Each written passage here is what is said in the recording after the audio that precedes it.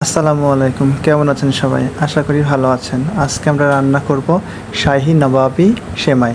সেজন্য ঘি দিয়ে আমরা সুন্দর করে আগে সেমাইটা ভেজে নেব এবং ভাজার সময় আমরা চিনি ব্যবহার করব। প্রথমে চিনি এবং ঘি দিয়ে সেমাইটাকে সুন্দর করে ভেজে নেব। ভাজা হয়ে গেলে আমরা সেটাকে একটু সাইডে রাখব এবং ঠান্ডা করে নেব। আর হ্যাঁ, অবশ্যই ভালোভাবে ভেজে নিতে হবে চিনি দিয়ে। চিনিটা আপনারা পরিমাণ মতো দিবেন, যে যেরকম ধরনের মিষ্টি খান সেরকম ধরনের দিতে পারেন।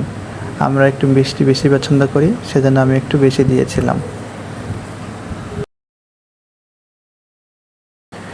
আমরা যে পাত্রে সেমাইটা রেডি করব সেই পাত্রের নিচে সুন্দর করে চেপে চেপে একটু রোল তৈরি করব। তারপরে এই সেমাইটা দিব। আর অন্য জায়গায় অন্য একটা পাত্রে আমি ক্রিমটা তৈরি করে নিচ্ছি। 4 কাপ দুধকে গরম করে 2 কাপ করে নিয়েছি এবং সেটা একটু ঠান্ডা করে নিয়েছি।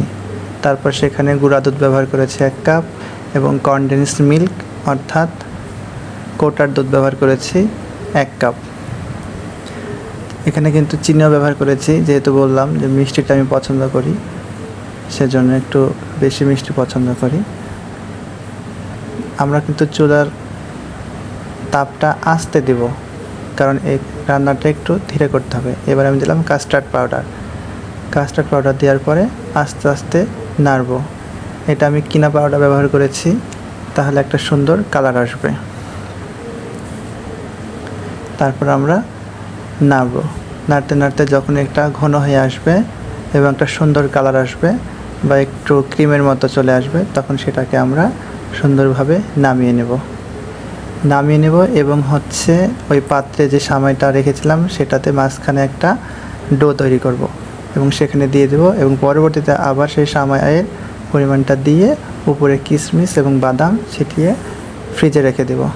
তাহলেই তৈরি হয়ে যাবে শাহী নবাবী সেমাই। সবাই ভালো থাকবেন।